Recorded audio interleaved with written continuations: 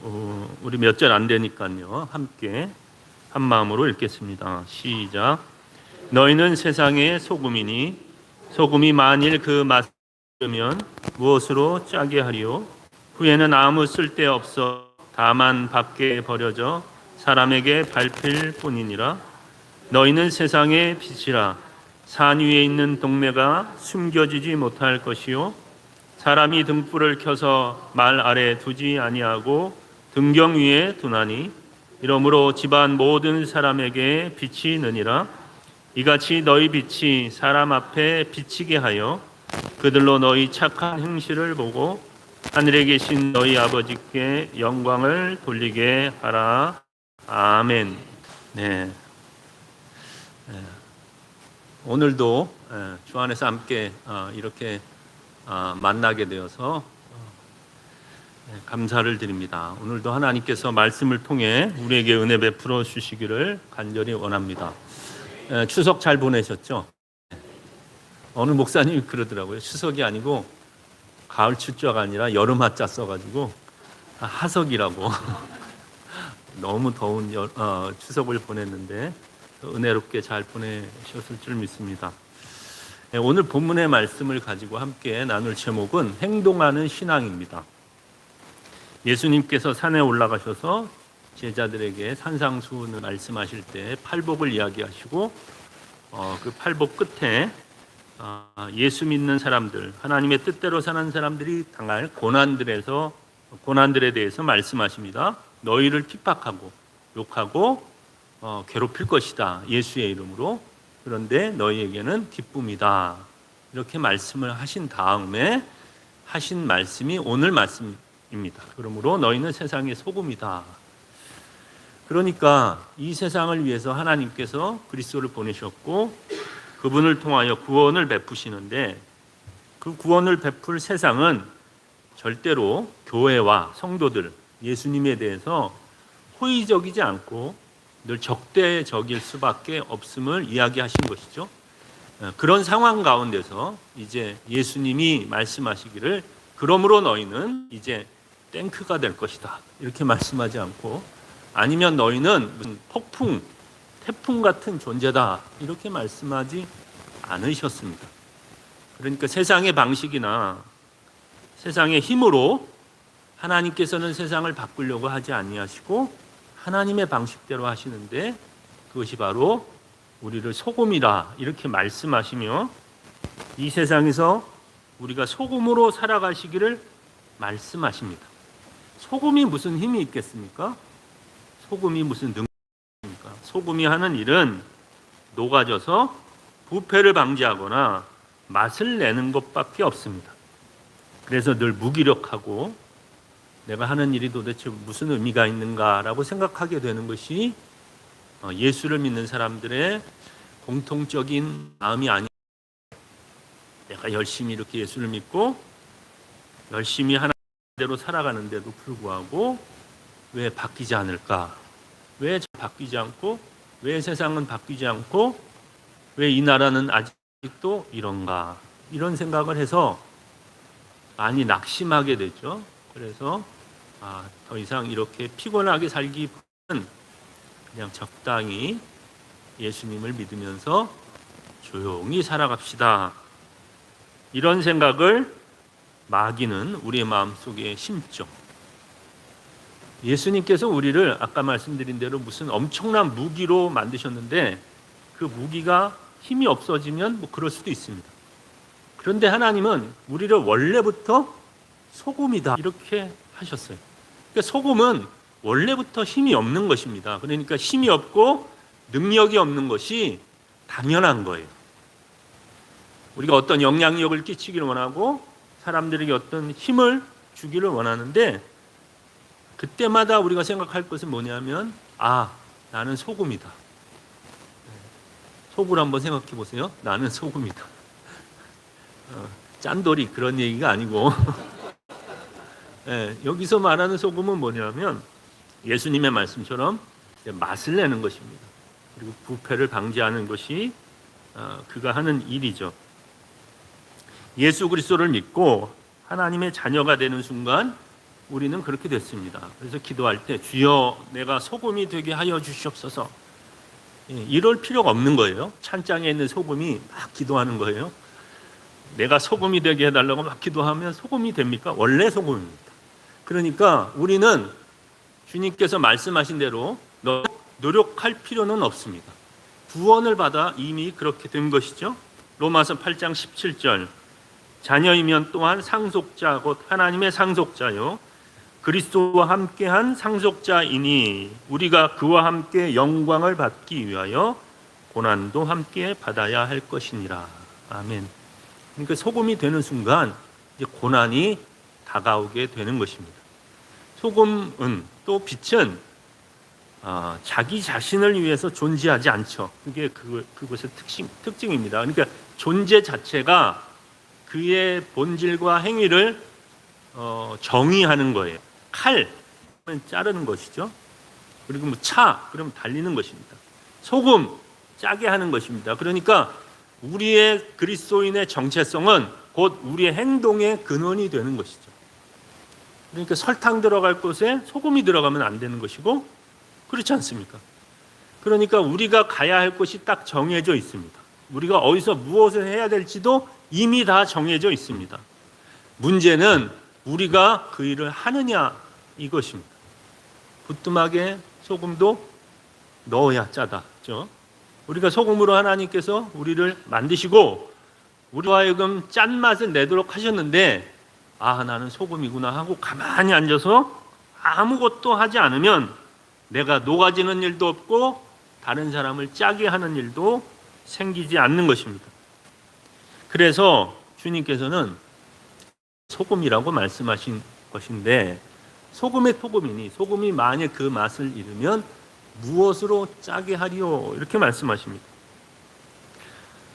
지금은 잘 모르겠지만 제가 인터넷을 찾아봤어요. 소금의 대체제가 뭐가 있는가? 소금의 대체제가 없더라고요. 그러니까 설탕 대체제나 다른 향신료나 양념은 이것이 없으면 저것을 넣을 수도 있고 그럴 수 있죠. 그런데 소금은 소금이 없으면 안 됩니다. 오직 소금만이 소금의 역할을 감당할 수 있어요. 그러니까 소금의 대체제가 없다라는 얘기는 유일하게 그것만이 그 일을 할 수 있다는 것입니다. 하나님께서 거룩한 주의 일을 누구에게 맡기시느냐? 소금된 교회, 성도들에게 맡기시는데 이 일은 소금 외에는 우리 교회와 성도 외에는 할 사람이 없는 거예요. 그러니까 자선 사업을 하거나 돈을 벌거나 아니면 무슨 교육을 하거나 이런 일들은 세상 사람들도 충분히 할 수 있는 일입니다. 이것을 굳이 교회가 나서서 할 필요가 없습니다. 그런데 교회가 유일하게 할 수 있는 일, 그것은 뭐냐 하면 복음을 전하는 일입니다. 그리고 사람들을 구원시키고 새롭게 변화시켜서 하나님의 자녀로 길러내는 일들은 오직 교회만 할 수 있습니다. 그러니까 이 일을 할 수 없면 그것은 교회가 아니고 성도가 아니며 존재 가치가 없어지는 것입니다.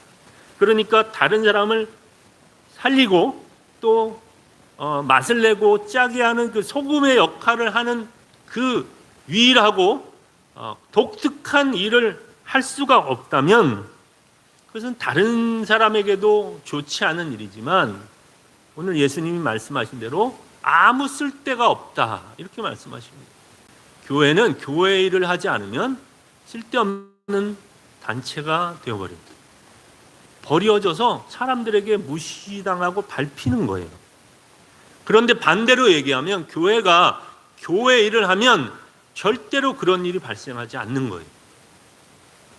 우리가 성도가 교회가 무슨 일을 해야 할지 이 우리를 핍박하고 괴롭히고 박해하는 세상을 향해서 우리가 무슨 일을 해야 될지를 주님께서는 소금이라는 단어 속에 다 이야기하고 계시는 것입니다.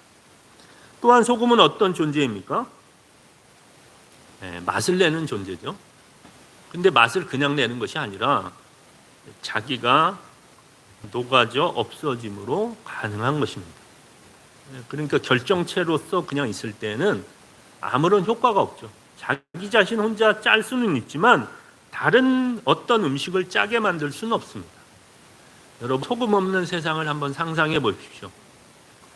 삼시세끼 먹어야 되는데 맛없어서 못 먹습니다. 소금이 안 들어가면 사람이 죽습니다. 나트륨이 안 들어가면 죽어요. 그러니까 소금은 무조건 먹어야 됩니다. 맛을 위해서도 먹어야 되고, 냉장고가 없던 시대에는 소금을 쳐서 보관을 해야 되는 거예요. 그러니까 소금은 꼭 있어야 된다. 이 세상에 아무리 부패하고 악한 세상이라 할지라도 교회는 존재해야 되는 이유, 성도들이 존재해야 되는 이유가 바로 그것입니다.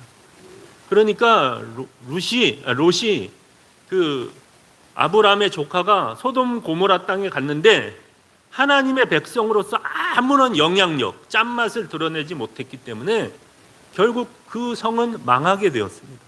만약에 10명이라도 전도를 하거나 선한 사람을 만들었다면 그 소금 때문에 그곳은 부패하지 않았을 텐데 그는 혼자서 가만히 있었던 것입니다. 그래서 겨우 사위도 구원치 못하고 아내도 구원치 못하고 자기 두 딸만 겨우 살려서 나올 수밖에 없었던 것은 그가 하나님의 백성이었지만 하나님의 백성답게 행동하지 못했던 결과가 바로 그렇게 나온 것입니다.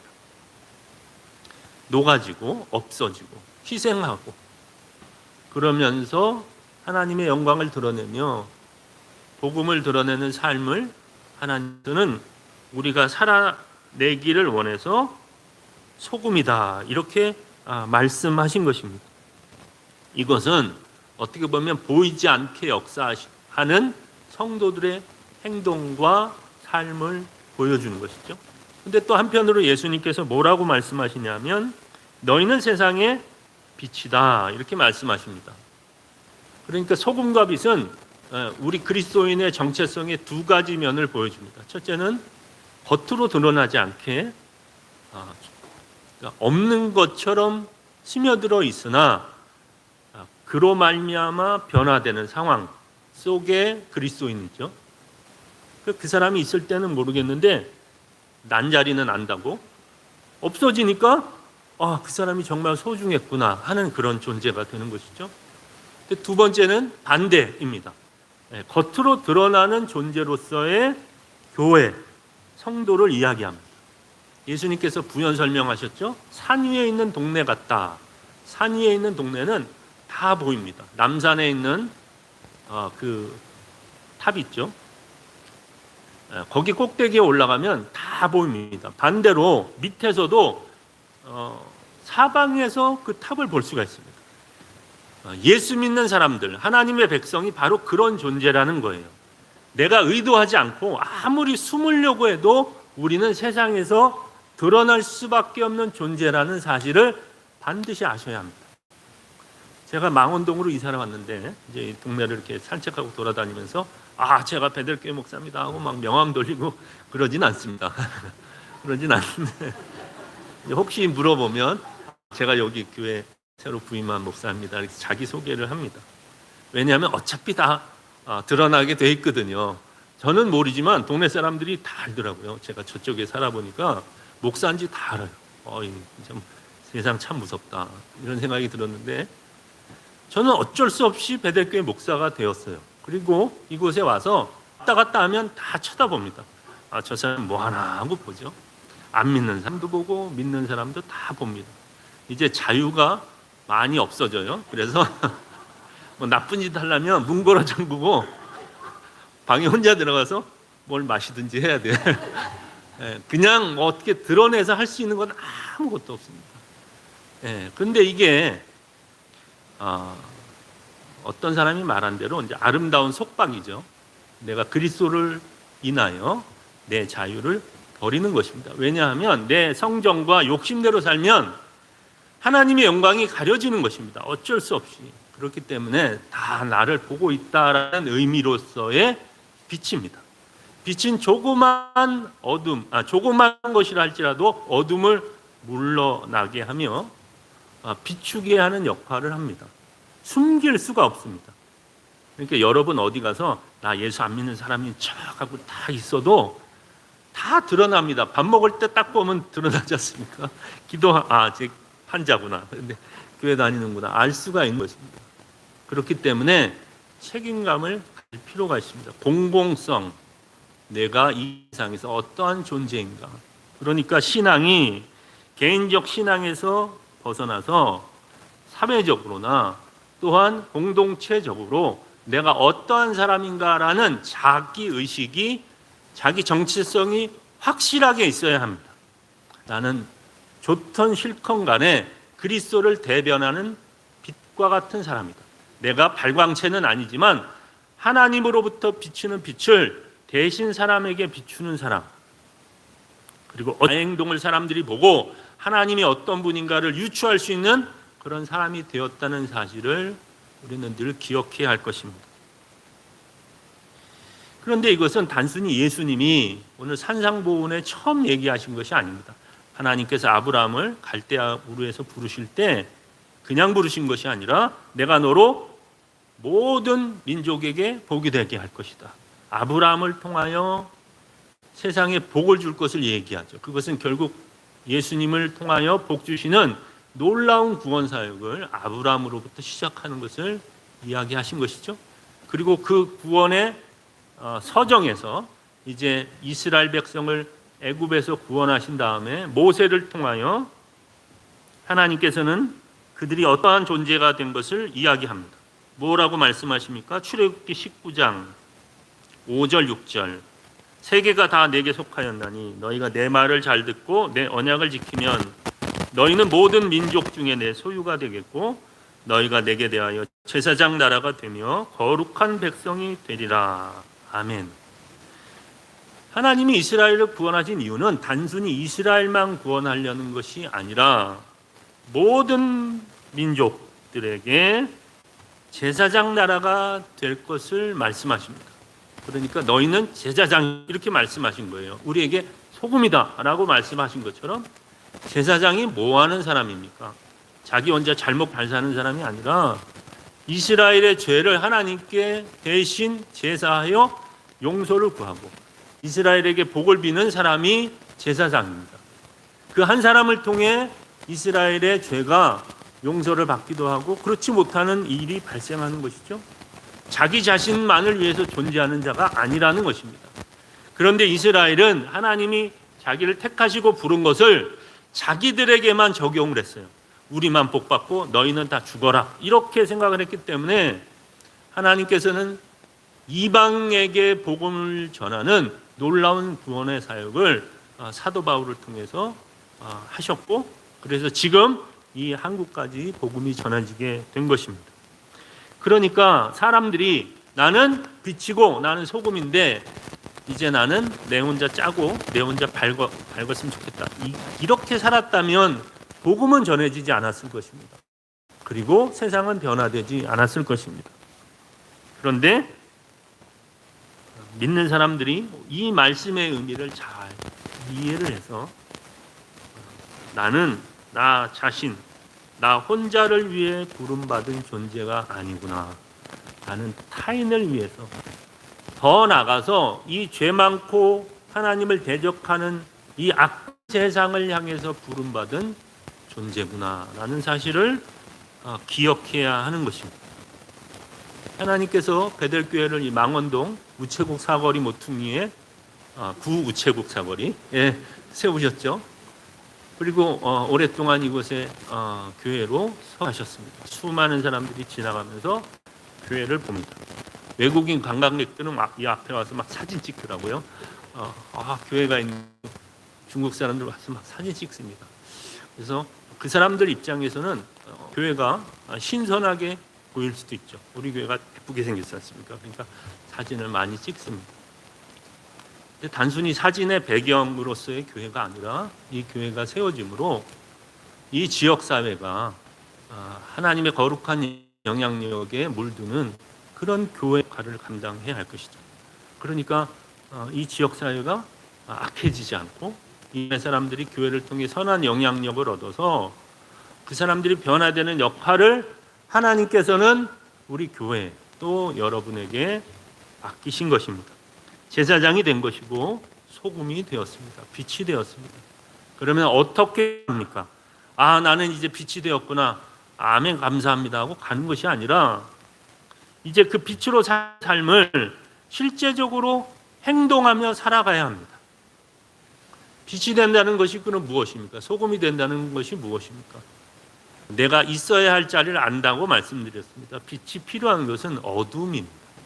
어두운 곳, 깜깜한 곳, 죄가 득식을 하는 곳, 아무런 맛을 느끼지 못하고 썩어져가는 그곳, 그곳이 그리스도인들이 있어야 할 곳입니다.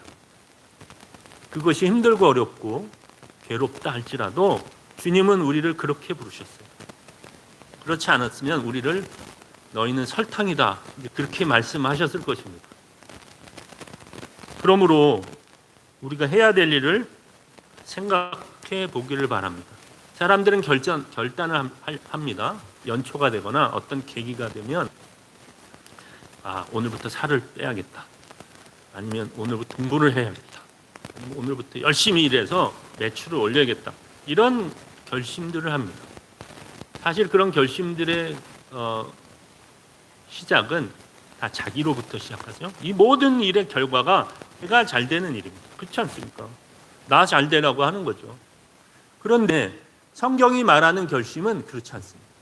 나를 위한 것에서 결국에는 주님을 위한 것으로 또 죄 많은 이 세상을 향한 것으로 결심의 방향이 바뀝니다. 이건 어쩔 수 없는 일이에요. 예수를 믿는다면 그렇게 해야 됩니다. 정말 꼴이 있습니다. 네, 저 아니고 딴 사람이에요. 있는데 저놈의 화상을 어떻게 바꾸나 이제 고민을 많이 합니다. 그렇지 않습니까? 근데 가만히 생각해 보면 나도 나를 못 바꾸는데 또 저분의 어머님, 아버님도 죄를 못 바꿨는데 내가 어떻게 바꾸냐 이런 생각을 해야 되죠. 근데 바꾸는 법이 있습니다. 그게 뭐냐 하면 내가 소금이 되는 일밖에 없습니다. 내가 빛이 되는 것밖에 없습니다. 그것은 무엇입니까? 내가 오늘 성경 말씀대로 말하면 너희 행실을 사람 앞에 비추게 하여서 너희 착한 행실을 보고 하늘에 계신 너희 아버지께 영광을 돌리게 하라 이렇게 말씀하셨죠. 그러니까 구체적인 것이 뭡니까? 착한 행실입니다. 하나님 보시기에 사람 보시기에 착한 행실. 와, 세상이 정말 악하고 상박하다고 하는데 아직도 저런 생각과 행동을 한 사람이 있구나. 저렇게 선한 사람들이 남아있구나. 저렇게 좋은 마음을 가진 착한 사람들이 내 주위에 있구나라고 사람들이 우리를 통해 경험해야 하는 거예요. 그래서 저 사람이 믿는 하나님이 도대체 어떠한 분이길래 저 사람이 저렇게 착한가, 저렇게 선한가, 이거를 세상에서 보여줘야 돼요. 그게 소금입니다. 맛을 내고 썩지 않게 하는 힘을 주님께서는 바로 우리에게 맡겨 주셨어. 그러니까 우리가 있는 곳이 어떤 곳이든 그렇게 되어야 합니다. 그것이 가장 작게는 가정에서부터 그렇게 이루어져야 하는데 문제는 내가 녹아지지 않죠. 내가 희생하지 않고 내가 없어지지 않습니다. 오늘 목사님이 그 빛에 대해서 얘기할 때 이제 초를 위해서 이야기한 걸 들었습니다. 초는 빛을 내지만 결국 자신을 태워서 없애나 이렇게 말합니다. 정말 그렇더라고요. 장작도 그렇고 성냥도 그렇고 자기가 없어져야 빛이 나오는 것입니다. 자아를 내려놓고 내가 사람들에게 인정받고 섬김을 받고 인사를 받는 그런 마음에서 다 내려놔야 됩니다. 예수님처럼 하늘 보좌를 버리시고 세상에 오신 예수님처럼 그렇게 돼야 돼요. 그것이 우리가 소금됨의 정의입니다. 그런데 그리스도 예수라고 하면서 능력을 받은 사람이라고 하면서 그래서 그 사람이 그 단체나 상황 속에 들어갔는데 그 사람을 통해 아무것도 변화가 일어나지 않는다. 그러면 주님이 뭐라고 말씀하십니까? 맛을 잃었다. 이렇게 말씀하십니다. 세상에도 버림받고 본인에게도 아무 유익이 없고 아무런 영향력을 끼치지 못하는 것입니다.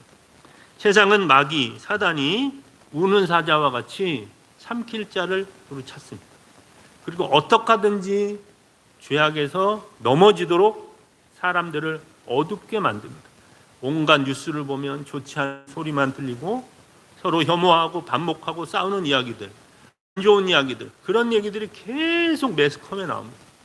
인터넷만 보아도 좋은 소식은 없습니다. 사람들이 클릭을 안 하거든요. 온통 가십거리나 안 좋은 이야기, 싸운 얘기, 무슨 뭐 지지고 볶은 얘기만 주구장창 나옵니다.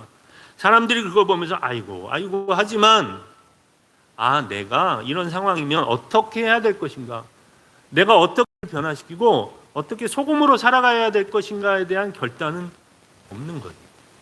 가장 쉬운 방법 뭡니까? 갈라서라. 아니면 손절해라. 이게 가장 쉬운 방법이죠. 당신을 괴롭히고 당신을 등쳐먹는 친구가 있다면 어떻게 해야 합니까? 핸드폰에서 차단 걸고 지우는 것이 가장 쉬운 방법입니다. 오늘부터 같이 살지 맙시다 하고 도장 찍는 것, 오늘부터 들어오지 마 하고 내보내는 것이 제일 쉬운 방법이에요. 근데 주님은 그렇게 하지 말라는 거예요. 네가 노가지라는 거예요. 그들에게 그리스도의 사랑을 보여주고 어떻게 하든지 그들을 변화시키는 일에 앞장서는 사람이 되어야 합니다. 그러니까 절대로 세상이 가르치는 행내서는 안 돼요. 마지막 남은 친구가 되어줘야 돼요. 그러니까 그 악한 친구가 나중에 갈 데 없어갖고 헤매다가 그래도 얘는 나 받아주겠지 하고 전화할 수 있는 사람이 바로 저와 여러분이 되어야 됩니다. 근데 제일 먼저 등 돌아서는 친구, 그놈 예수 믿는다고 하더니 내 힘들 때 제일 먼저 날 버리더라, 이러면 되겠습니까? 교회가 세상이 아무리 악해도 마지막까지 손을 내밀고 악하고 약한 사람들을 돌봐주는 단체가 되어야 합니다. 그리고 성도가 되어야 하죠. 그럴 때 그 사람들이 천국에 올라가서 주님 앞에 그럴 것입니다. 내가 예수 믿은 것은 베델교회 김아무개 권사님이 내게 손 내밀어서 왔습니다. 내가 외롭고 쓸쓸하고 정말 세상을 등지고 싶을 만큼 외롭고 힘들 때 친구도 다 버리고 가족도 날 다 버렸는데 예수님 같은 그분이 나에게 오셔서 나에게 힘을 주시고 내가 쓴소리하고 막 나가라고 욕하고 막 그래도 여전히 나를 사랑하시고 나를 받아주셔서 내가 천국에 왔습니다, 이 얘기가 나와야 되는 거예요. 주님께서는 우리를 소금으로 부르셨습니다. 녹아주시길 바랍니다. 짠맛을 내길 바랍니다. 꼴배기 싫은 남편도 좀 사랑을 해주시고 이뻐해 주시길 바랍니다. 누구 들으라고 하는 얘기는 아닙니다. 근데